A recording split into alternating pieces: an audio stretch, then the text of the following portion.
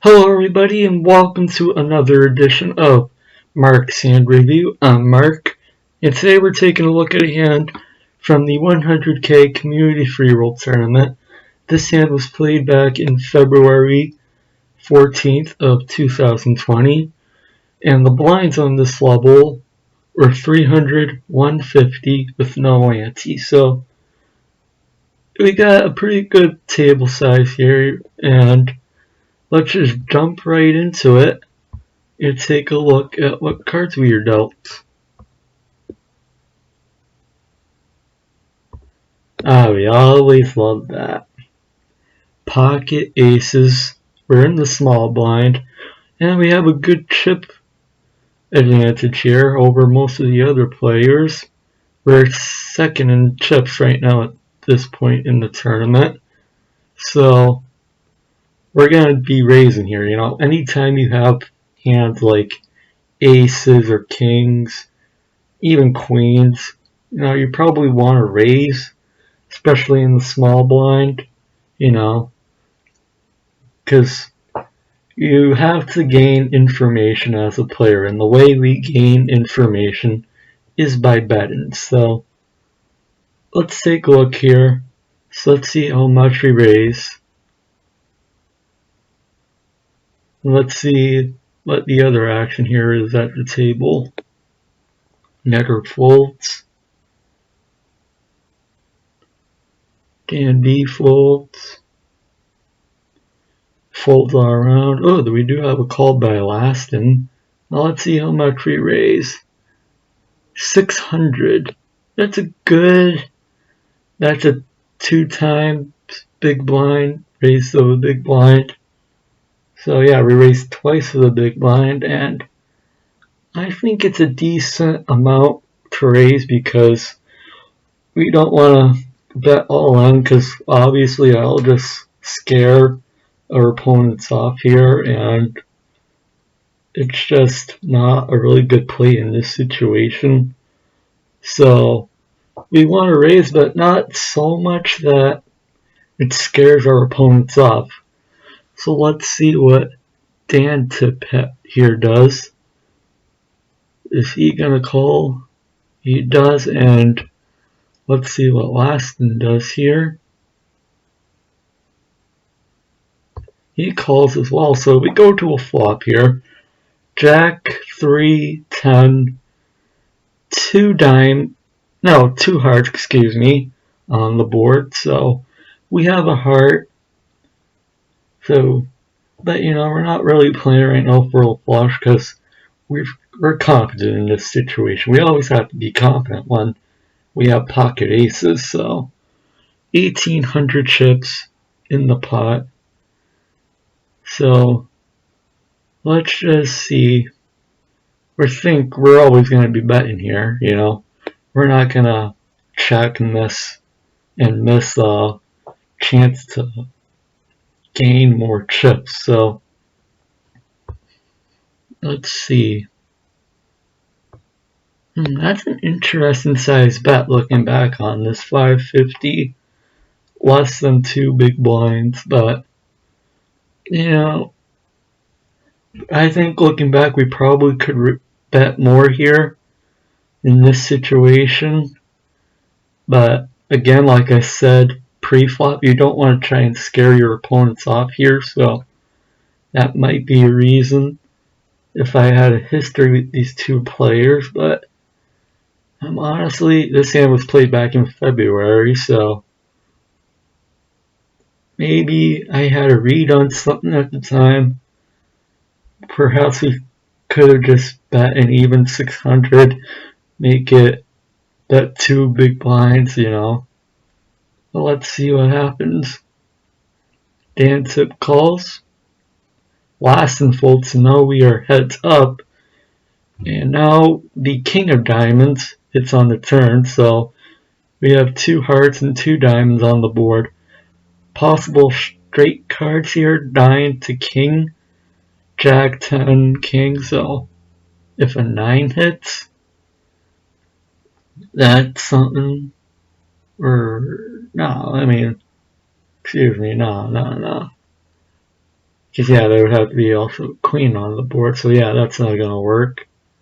I mean, we got to wonder here what Dancip is representing. I mean, he hasn't been the aggressor, so I really don't have him having jacks or tens here in this situation. Perhaps what I think most likely is he's just chasing, see if he can get me off my hand, maybe. But, you know, if he wanted to do that, he would also have to be raising my bets. So I think most likely in this situation, he's just trying to see if he can hit his cards, because he hasn't re-raised or hasn't been the aggressor here. So right now we should be feeling confident going to this river card, and we should be betting a good amount here, you know. Nearly, maybe we should be betting pot here in this situation. Let's see what we do here. Oh, wow, only a 600 chip bet. You know, that's alright. Maybe looking back we could have bet more. But it is what it is in this situation. And you just gotta wonder what Dancip could possibly be playing here, because, like I said, he hasn't been the aggressor. He hasn't really, you know, he's only been chasing the board so far. So we bet about 2 big blinds. And let's see what he decides to do here. He calls. Okay, so now the board pairs, 2 threes on the board.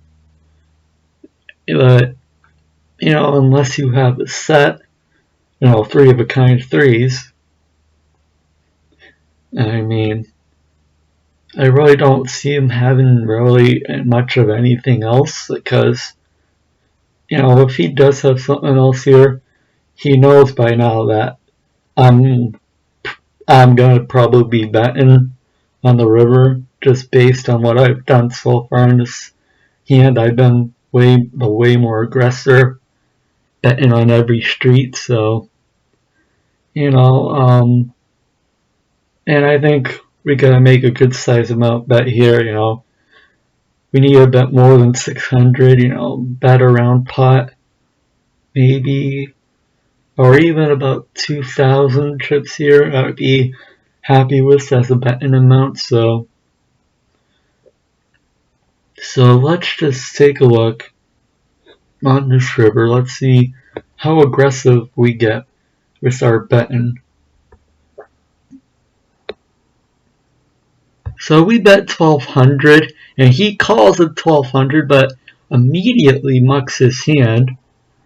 You know, 1,200 was a good bet here, I think. You know, I said we wanted to bet around 2,000, but then go back again to that argument. Don't want to scare your opponent off, and you know, at least it's more than 600 like we've been betting throughout this hand. But what's interesting is that Dancip, he calls here and immediately mucks his hand. So we really don't know what he was playing, and I think my suspicion is true that he's only been chasing the board throughout this hand, seeing if he can hit whatever card he was looking to hit here. So it's a good result for us, and you know, we win pocket aces, and overall it's pretty good. I mean, it's always good to win with pocket aces. So, you know, maybe if we could have gotten more players involved in the pot and played in this hand. There are only 2 players going to the flop, so overall it's a good result. If we could have gotten maybe 4 or 5 players, we could have really built up the pot more. But then that gives us less of a chance of winning, because obviously the more people in the hand, the less chance you're going to have of winning. So yeah, overall that I think was a fairly played good hand. In this tournament, we increase our chip size, our chip stack, and win about 6,500 chips, excuse me. But yeah, it's a good hand, it's a good result, and it just gives us a better advantage going forward in the tournament with our chip stack. So yeah guys, that is going to do it for this episode of Marc's Hand Review. If you like this video, this episode, whatever you want to call it, please give it a thumbs up on YouTube. Be sure to subscribe to my channel so you'll be alerted to when I post new videos. So yeah, I hope you guys enjoyed this video, and I will see you all next time.